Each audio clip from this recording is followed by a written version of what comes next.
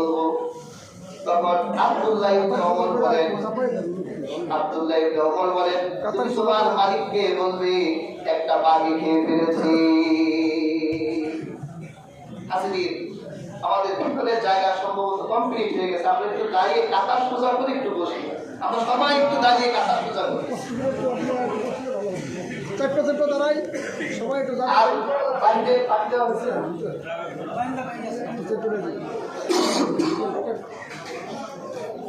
একজন কষ্ট করে একটু বিছাই দেন, ভিতরে একটা কাঁথা সোজা করে আমরা একটু বসে পড়ি সবাই। সম্মানিত উপস্থিতি, যারা এখনো আশেপাশে ঘোরাফেরা করছেন, আর মাত্র 10 মিনিট সময় বাকি আছে।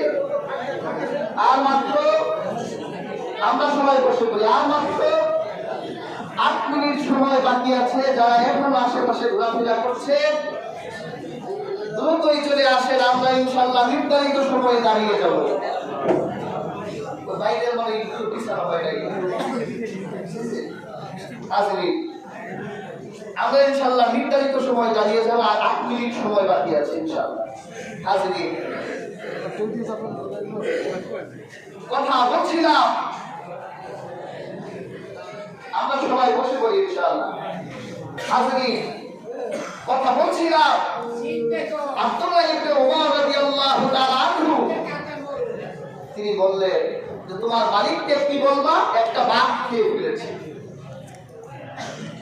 তখন একটু খেয়াল করে ওই মরুভূমির রাখাল যা শিক্ষা দীক্ষা দেয়, যে 6 বুঝিলাম, যার মরুভূমির রাখালদের তেমন আকল বিবেক থাকে না, কি একটা জবাব দিলে, এই সুরপতি তোমার পরিচয় জানি না, তুমি কে? তুমি আমাকে বাজবার রাস্তা বলে দিলে যে আমি আমার মালিককে বলবো মরুভূমির একটা বাঘ এসে একটা ছাগল খেয়ে ফেলেছে। তাহলে বলো, যিনি আমার মালিকেরও মালিক, আমি তার আদালতে গিয়ে কি জবাব দেব? যিনি আমার মালিকেরও মালিক, আমার মহামুখী আল্লাহ, আমার দুনিয়ার মালিককে হয়তো ধোঁকা দিলাম, তুমি কি দিয়ে আমার সে আল্লাহর চোখ বেঁধে দিয়েছো যে আমি আল্লাহকে ফাঁকি দিয়ে দিলাম? তখন ওই মরুভূমির রাখাল একটা আরবি শব্দ বলেছিল, আল্লাহ কোথায়? হযরত আব্দুল্লাহ ইবনে ওমর বলেন, আমি তাকওয়া মরুভূমির সেই রাখালের কাছে শিখলাম। এরপর থেকে আব্দুল্লাহ ইবনে ওমর যেই মানুষের সাথে দেখা হতো তাকেই বলতো, আল্লাহ, আল্লাহ কোথায়? যদি আপনার হৃদয়ে এটা আপনি চালু করতে পারে যে আমার আল্লাহ এখানে, আমার আল্লাহ সব দেখে, তাহলে আজকে আপনার পরিচয় হবে মুত্তাকি। এখান থেকে বের হওয়ার সাথে সাথে আপনি যেন আপনার মায়ের পেট থেকে জন্ম নিলেন। তাহলে আমরা প্রত্যেকে মুত্তাকি হতে চাই। আজকে সব জায়গায় আল্লাহর উপস্থিতি আল্লাহ দেখে, আমরা এইটা আমাদের হৃদয়ে সবসময় আমরা জাগ্রত রাখবো, আল্লাহ দেখে। আল্লাহ রাসূল সাল্লাল্লাহু আলাইহি ওয়াসাল্লাম ঈদের মাঠে প্রত্যেক মানুষকে তাকওয়া অবলম্বন করতে বলতেন। এরপর রাসূলুল্লাহ তৃতীয় নসিহা হতো, রাসূলুল্লাহ ধৈর্যের কথা বলতে, যে তোমরা সব সময় ধৈর্য ধারণ করবে। আপনি রেগে গেলে আপনি হেরে গেলে, এজন্য হাজির সব সময় ধৈর্য ধারণ করবেন। রাগ শয়তানের পক্ষ থেকে আসে, ধৈর্য আল্লাহর পক্ষ থেকে আসে। আমার রাসূলের কলিজার টুকরা নাতি ইমাম হুসাইন রাদিয়াল্লাহু তাআলা আনহুর নাম শুনেছে। একবার হযরত ইমাম হুসাইন রাদিয়াল্লাহু তাআলা আনহুকে তার খাদেম ওযু করাচ্ছে। অসুখটা ছিল বহা। হযরত ইমাম হুসাইন রাদিয়াল্লাহু তাআলা আনহু ওযু করে যখন উঠবেন, খাদেম অসতর্ক অবস্থায় মশকা সরায় নাই, এবার ধরে রাখছে। ইমাম হুসেন একটু জোরে ওঠার কারণে দাঁতের সাথে মশকটা লেগে ইমাম হুসাইনের দুইটা দাঁত পড়ে গেছে। কি বলেন, তাজা দাঁত পড়লে ব্যথা লাগে না?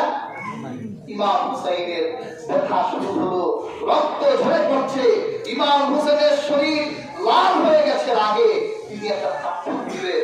এমন সময় খাদেম আল্লাহ কুরআন জানতো, খাদেম আল্লাহ কুরআন থেকে তেলাওয়াত করলো, ওয়াল কাযিমিনা ওয়াল আফিনা আনিন নাস। প্রকৃত মুহসিন ব্যক্তি তো সে যে রাগ আসলে দমন করে ফেলে। আল্লাহ কোরআনের এই আয়াত শুনে হযরত ইমাম হোসেন ঠান্ডা হয়ে গেলেন, তার ধৈর্য আবার ফিরে আসলো। কাজেই হাজিরিন, আমরা সব সময় ধৈর্য ধারণ করব। আল্লাহ রাসূল সাল্লাল্লাহু আলাইহি ওয়াসাল্লাম ঈদের মাঠে মহিলাদেরকে পর্দার কথা বলতে, আমরা আমাদের স্ত্রীদেরকে পর্দায় রাখবো। আল্লাহ রাসূল সাল্লাল্লাহু আলাইহি ওয়াসাল্লাম দান সাদাকার কথা বলতে, হাজিরিন দান সাদাকা এটা উত্তম ইবাদত। আপনি যাকেই দান করবেন আল্লাহর জন্য, রাসূলুল্লাহ বলেছে আপনার হাত উপরে থাকবে, দাতার হাত কোথায় থাকে? উপরে থাকে। আর যিনি নেয় তার হাত কোথায় থাকে? নিচে থাকে। আল্লাহ তাআলা বলে আমি নিজে আল্লাহ আমার কুদরতের হাতটা আমি সাহায্য প্রাপ্তির হাতের উপর তুলে দিই। তাহলে আপনি আগে কার হাতে দেন? আল্লাহর হাতে দেন।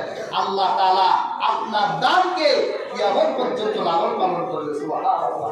কাজেই আমরা দান সাদাকা করব, গরীব দুঃখীদের পাশে দাঁড়াবো। যখন কোনো সাহায্য প্রার্থী আমাদের কাছে সাহায্য চাইবে আমরা তাদেরকে সহযোগিতা করব।